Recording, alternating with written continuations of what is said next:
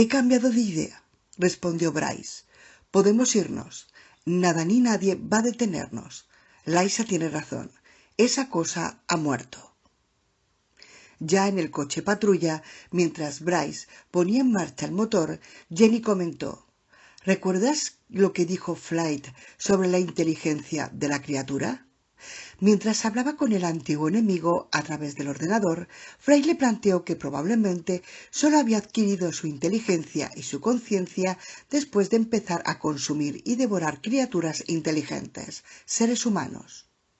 Lo recuerdo, intervino Tal, desde el asiento trasero, donde viajaría junto a Liza. No le gustó escuchar eso. ¿Y bien?, inquirió Bryce. ¿Qué pretendes decir con ello? Bueno, si ese ser adquirió su inteligencia absorbiendo nuestros conocimientos y nuestros mecanismos cognitivos, ¿no hemos de aceptar entonces que también ha adquirido su crueldad y su perversidad de nosotros, de la humanidad?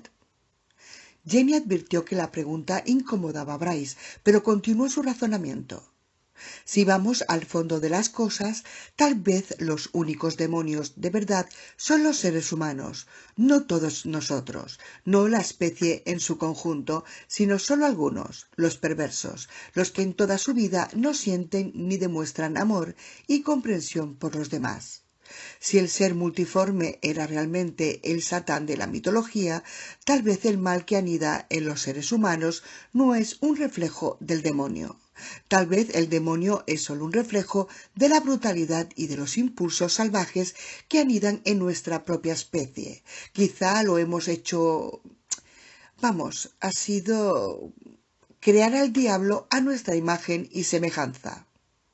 Bryce permaneció en silencio. Por último respondió: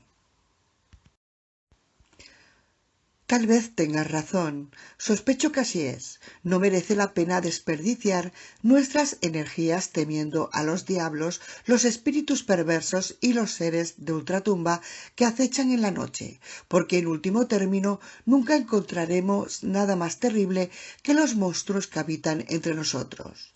El infierno está allí donde nosotros lo creamos. El coche patrulla avanzó Skyland Road abajo. Snowfield tenía un aspecto sereno y hermoso. Nada intentó detenerles. Capítulo 45. El bien y el mal. El domingo por la tarde, una semana después de que Jenny y Liza encontraran Snowfield sumido en el silencio sepulcral, 5 días después de la muerte del ser multiforme, las dos hermanas se hallaban en el hospital visitando a Tal Whitman. Finalmente, éste había sufrido la temida reacción tóxica a algún fluido segregado por la criatura multiforme y había presentado también una infección leve, aunque su salud en ningún momento había corrido riesgo grave. Ahora ya estaba casi como nuevo e impaciente por volver a casa. Cuando Liza y Jenny entraron en su habitación, Tal estaba sentado junto a la ventana, leyendo una revista y vestido de uniforme. La pistola y la cartuchera estaban a la vista al alcance de su mano. Liza le estrechó contra sí sin darle tiempo a levantarse, y Tal le devolvió el abrazo. «Tienes buen aspecto», dijo al teniente. «Tú también», respondió Tal. «Mejor que nunca. Sí, mejor que nunca. Vas a volver locas a las mujeres. Y tú vas a dejar alelados a los chicos». Era un ritual que habían repetido cada día, una pequeña ceremonia de intercambio de afectos que siempre provocaba una sonrisa en la chiquilla. A Jenny le encantaba ver a su hermana así, Liza rara vez se mostraba alegre. Durante la última semana, la pequeña no había sonreído una sola vez, salvo en las visitas de Tal. Tal se puso en pie y Jenny le abrazó también. «Bryce está con Timmy», dijo la doctora. «Vendrá por aquí dentro de un rato». «¿Sabéis?», respondió Tal. «El comisario parece estar afrontando mucho mejor la situación. Durante todo el año pasado cualquiera podía apreciar que el estado del hijo le estaba matando. Ahora, en cambio, parece capaz de asumir los hechos». Jenny asintió y explicó: Bryce tenía metido en la cabeza que Timmy estaría mejor muerto. Sin embargo, ahí arriba en Snowfield cambió de opinión. Me parece que llegó a la conclusión de que, al fin y al cabo, no había un destino peor que la muerte. Mientras hay vida, hay esperanza. Así reza el refrán. Si Timmy sigue en coma un año más, tal vez Bryce cambie nuevamente de opinión. Sin embargo, de momento parece satisfecho con poder sentarse a su lado un ratito cada día, sosteniendo entre las suyas la cálida manita de su hijo. Jenny recorrió la mirada a Tal de pies a cabeza y preguntó al teniente: «¿Qué haces en ropa de calle?» «Van a darme el alta». «¡Estupendo!», exclamó Liza. El compañero de habitación de Timmy en esos días era un anciano de 82 años que estaba conectado a un sonoro respirador, a un monitor cardíaco que reproducía sus latidos y a un frasco de suero intravenoso. Aunque Timmy solo estaba conectado a otro frasco de suero, permanecía sumido en una inconsciencia tan profunda como el coma del octogenario. Un par de veces por ahora, no más de un minuto en cada ocasión, nunca con más frecuencia, los párpados del chiquillo se agitaban, o sus labios se apretaban, o algún músculo vibraba en su mejilla. Eso era todo. Bryce permanecía junto al lecho con las manos entre los barrotes de protección, asiendo con dulzura la manita de su hijo. Desde los sucesos de Snowfield, aquel breve contacto le bastaba. Cada día, al dejar la habitación, el comisario se sentía un poco mejor.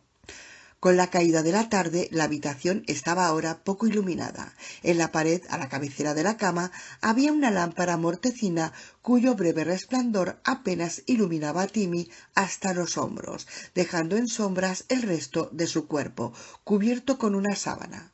En la penumbra, Bryce advirtió que el chiquillo estaba más delgado, que había perdido peso a pesar de la solución intravenosa. Los huesos de los pómulos eran demasiado prominentes y presentaba unas profundas ojeras. La mandíbula inferior y el mentón tenían un aspecto patéticamente frágil. El chiquillo siempre había sido menudo para su edad, pero ahora la mano que Bryce sostenía parecía pertenecer a un niño mucho más pequeño que Timmy. Parecía casi la manita de un bebé. Pero estaba caliente. Conservaba el calor. Tras unos minutos en aquella posición, Bryce soltó a regañadientes la mano de su hijo, alisó los cabellos del chico, estiró la sábana y aireó la almohada para dejarla más mullida. Era hora de irse, pero no podía hacerlo. Todavía no. Bryce estaba llorando y no quería salir al pasillo con el rostro bañado en lágrimas. Extrajo varios pañuelos de papel de la caja colocada sobre la mesilla de noche. Se incorporó, se acercó a la ventana y contempló las calles de Santa Mira.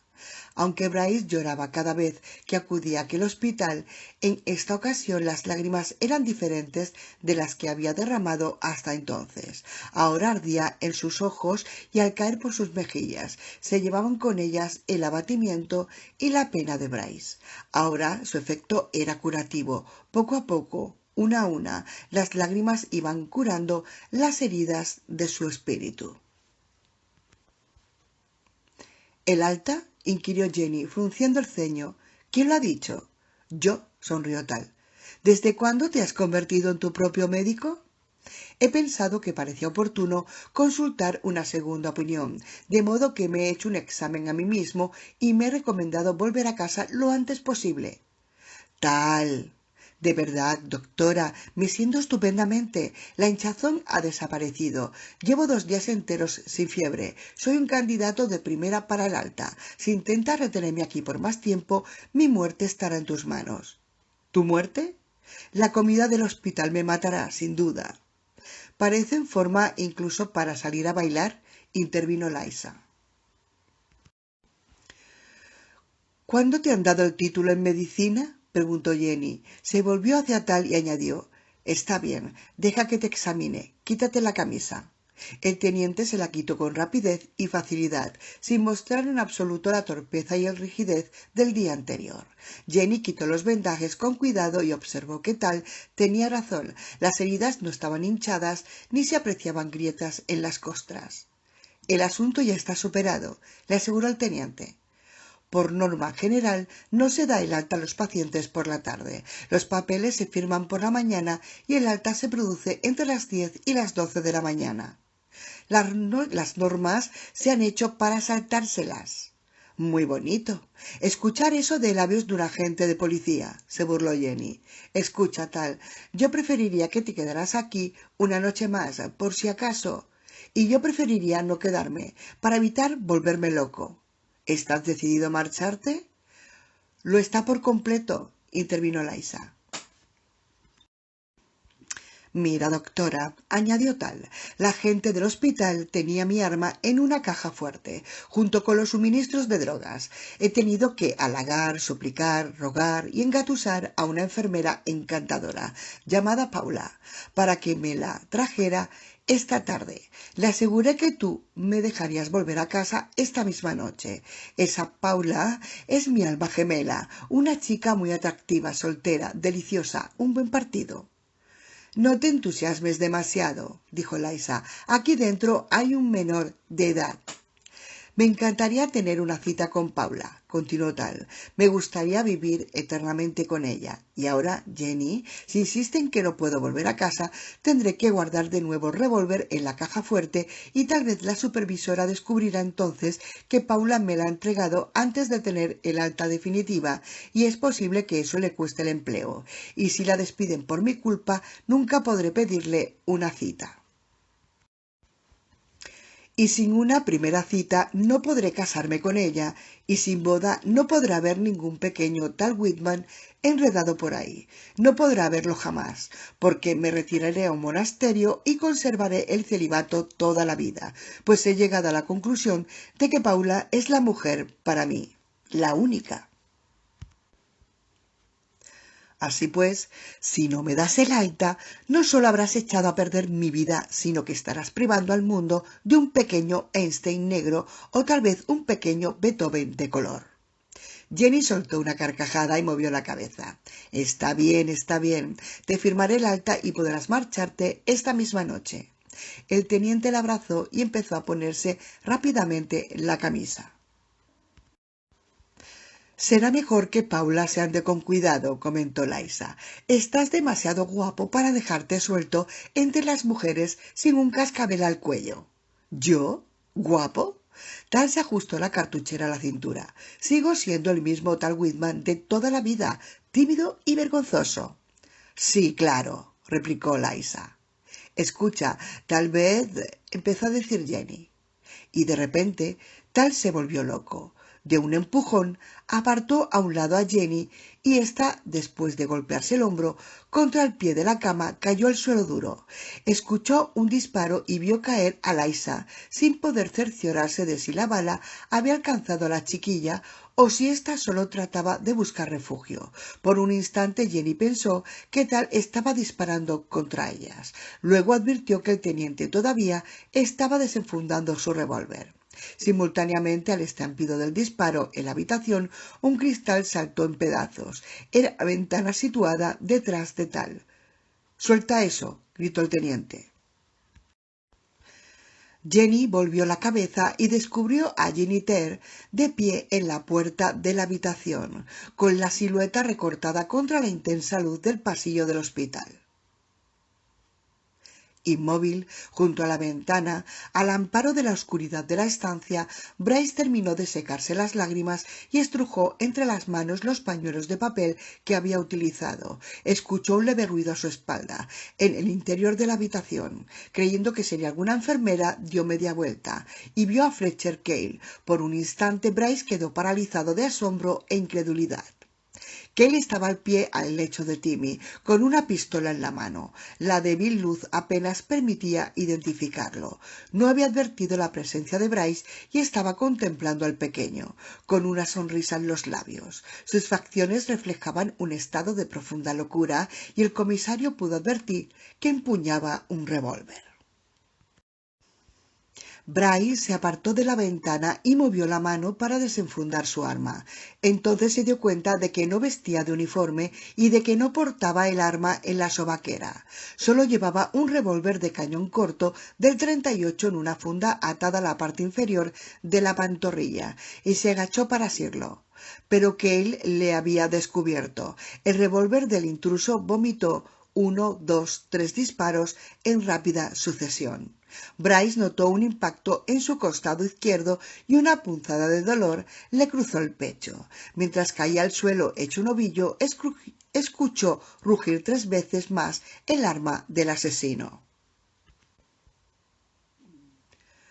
«¡Suelta eso!», gritó Tal, y Jenny vio a Jeter y escuchó un segundo disparo que rebotó en la barandilla de la cama y debió de incrustarse en el techo, pues de este cayeron varios fragmentos de revestimiento acústico. Tal, en cuclillas, efectuó 2 disparos. El primero hirió a Jeter en el muslo izquierdo. El segundo proyectil le dio en el vientre, le levantó del suelo y le lanzó hacia atrás, hacia un rincón de la habitación, donde cayó formando un gran charco de sangre. No volvió a moverse. «¿Qué diablos?».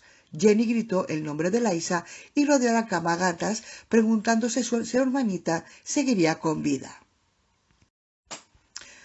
Cale se había sentido muy mal durante un par de horas. Tenía fiebre alta y los ojos le escocían como si estuvieran llenos de arenilla.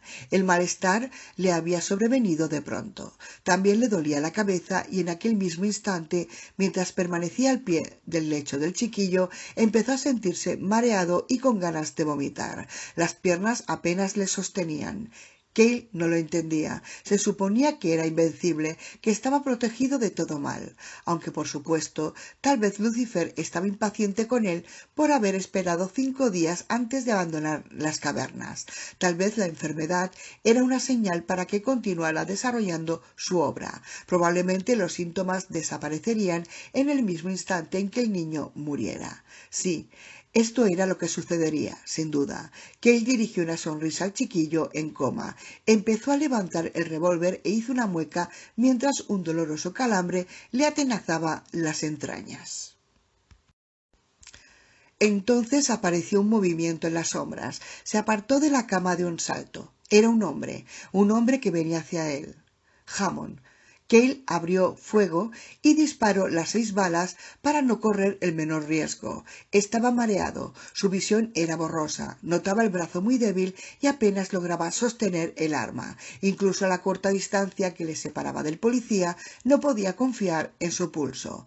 Hammond cayó en redondo y se quedó muy quieto. Aunque la luz era mortecina y sus ojos todavía no se habían acostumbrado a ver en la penumbra, distinguió varias salpicaduras de sangre en la pared y en el suelo.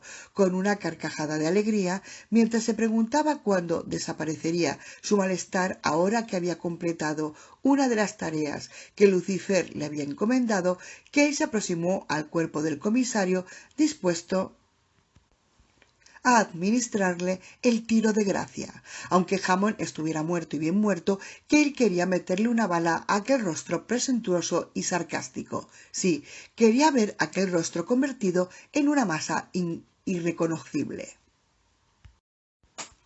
Después se ocuparía del niño. Eso era lo que Lucifer quería. 5 muertes. Hammond, el niño, Whitman, la doctora Page y su hermanita. Llegó junto a Hammond. Empezó a inclinarse sobre él.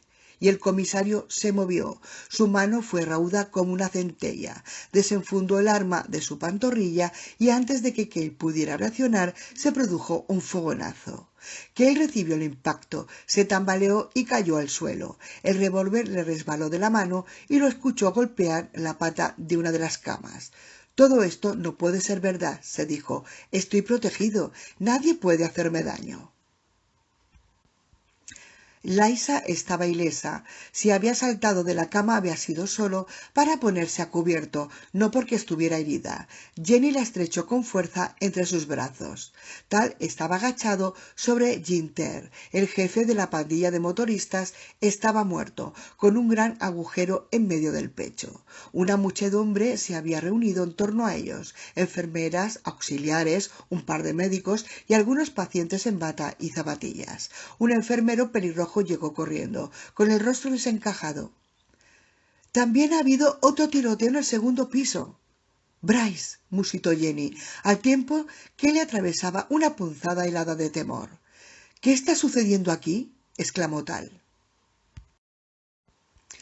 Jenny corrió hacia la puerta del fondo del pasillo, la abrió a la carga y tomó la escalera subiendo los peldaños de dos en dos. Tal fue tras ella y la alcanzó en el rellano del segundo piso. Otra multitud se había congregado ante la habitación de Timmy, con el corazón latiéndole al galope. Jenny se abrió paso entre los mirones. Había un cuerpo en el suelo y una enfermera inclinada sobre él.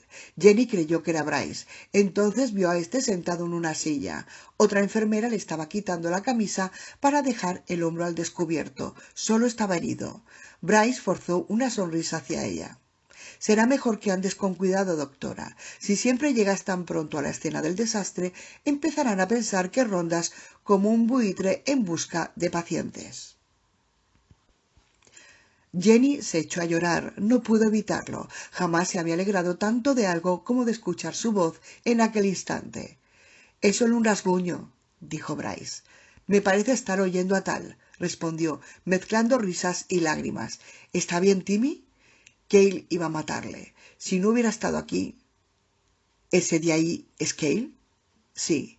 Jenny se secó los ojos con la manga de su blusa y examinó el hombro de Bryce. La bala había atravesado el músculo, con entrada por delante y salida por detrás. No había ninguna razón para pensar que se hubiera fragmentado, pero la doctora insistió en hacerle unas radiografías a pesar de todo. La herida seguía sangrando, aunque la hemorragia no era importante, y Jenny indicó a una enfermera que cortara la pérdida de sangre mediante compresas empapadas en ácido bórico.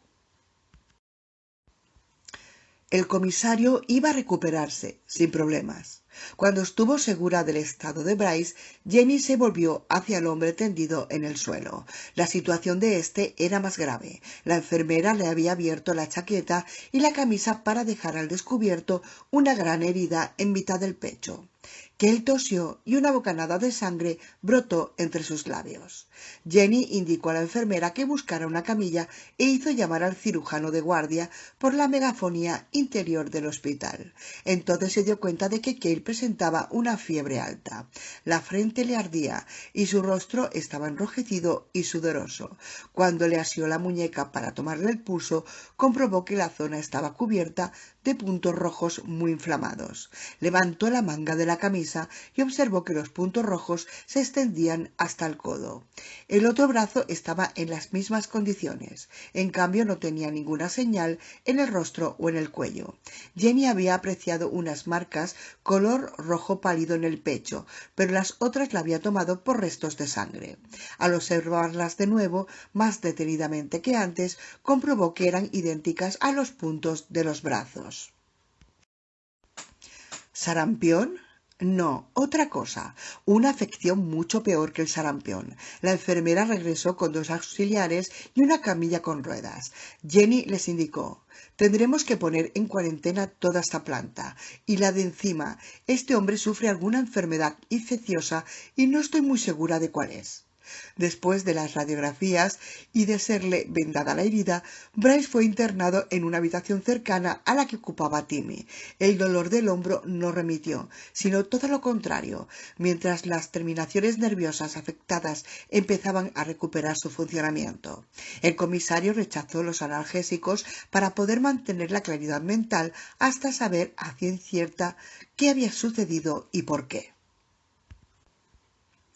Jenny acudió a verle media hora después de que le llevaran a la habitación. La doctora parecía agotada, pero el cansancio y la preocupación no habían afectado a su belleza, y su presencia era la única medicina que Bryce necesitaba. «¿Cómo está Cale?», preguntó el comisario. La bala no le afectó el corazón. Le atravesó un pulmón y le rozó levemente una arteria. En condiciones normales, el pronóstico sería bueno. Sin embargo, Cale no solo tendrá que superar la intervención quirúrgica necesaria, sino también un episodio grave de fiebre de las montañas rocosas.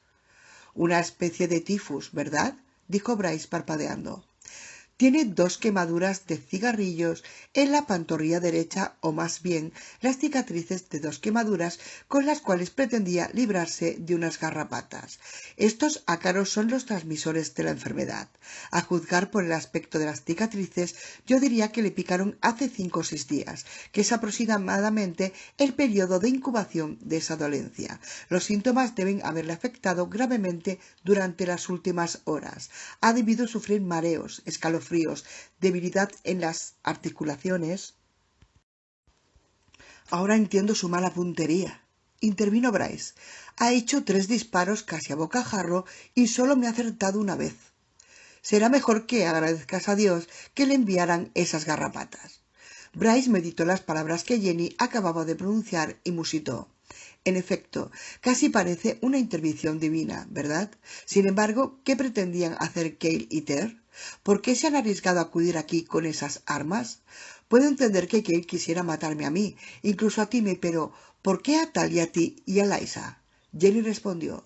No te lo vas a creer, pero desde el martes pasado por la mañana, Cale ha estado escribiendo una crónica de lo que él denomina los sucesos acaecidos después de la Epifanía. Al parecer, Cale y Ter hicieron un pacto con el diablo.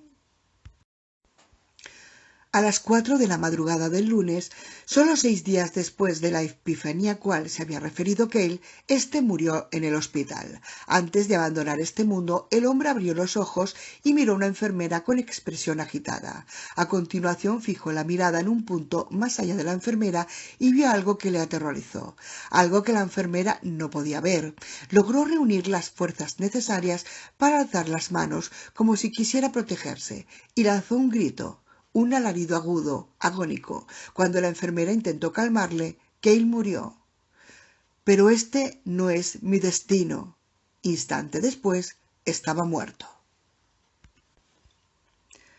El 31 de octubre, más de 6 semanas después de los sucesos de Snowfield, Tal Whitman, Paula Thor, la enfermera con la que había estado saliendo, celebraron una fiesta de disfraces en la casa de Tal en Santa Mira. Bryce acudió vestido de vaquero y Jenny, de chica del oeste. Liza apareció con un disfraz de bruja, incluido un gorro puntiagudo y un montón de maquillaje. Tal le recibió a la puerta de la casa. «Kikiriki», fue su saludo, enfundado en un disfraz de gallo. Jenny no había visto nunca una cosa más estrafalaria. Soltó una carcajada tan sonora que por un instante no advirtió que Liza también estaba riéndose. Era la primera vez que la chiquilla lo hacía desde la terrible experiencia. Hasta entonces apenas había sonreído. Ahora estalló en carcajadas hasta que las lágrimas le bañaron el rostro. Un momento», exclamó Tal, con aire fingidamente ofendido. «Tú también pareces una bruja bastante ridícula».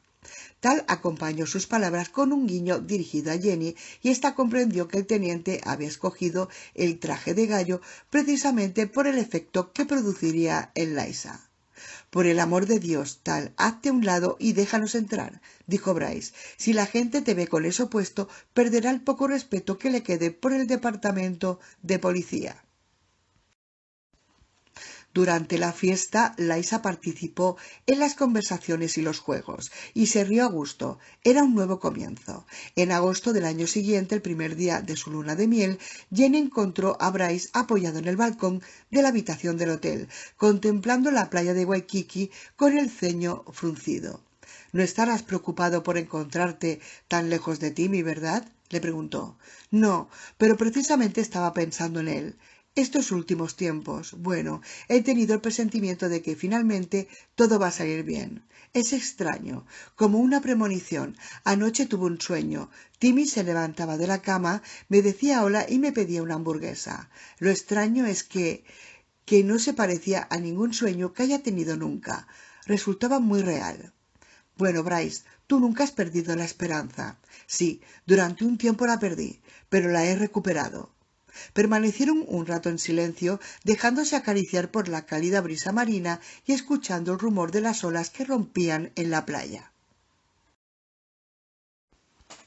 Después hicieron el amor otra vez. Esa noche cenaron en un buen restaurante chino de Honolulu. Acompañaron todos los platos con cava, aunque el camarero les sugirió cortésmente que tomaran té con la comida para no contaminar sus paladares. Mientras tomaban el postre, Bryce comentó: «Ese sueño, Timmy me dijo más cosas».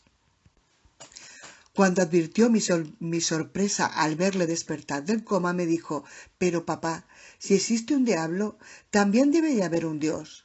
¿No se te ocurrió pensarlo cuando topaste con el diablo? Dios no me dejaría pasar inconsciente el resto de mi vida». Jenny contempló a Bryce con aire perplejo. Él sonrió. «No te preocupes, no estoy desvariando ni pienso empezar a enviar dinero a esos predicadores charlatanes de la televisión para que recen por Timmy. ¿Qué diablos? Ni siquiera pienso empezar a frecuentar la iglesia. El domingo es el único día que puedo dormir hasta tarde. No estoy refiriéndome a esa religión superficial. Especular». «Sí, pero esa cosa no era realmente el demonio», le interrumpió Jenny. «¿De veras? Era una criatura prehistórica que... ¿Y no podría ser ambas cosas a la vez? ¿Qué pretendes con todo esto?» «Nada, simplemente discusión filosófica». «¿En plena luna de miel?» «Si me he casado contigo ha sido en parte por tu inteligencia».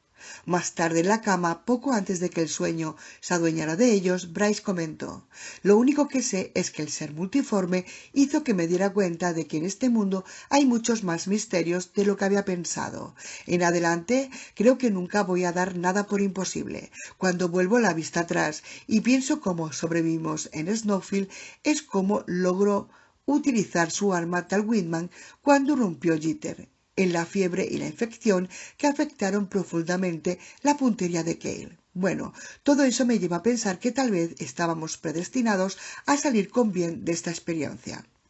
Se durmieron, despertaron casi al amanecer, hicieron el amor y volvieron a dormirse.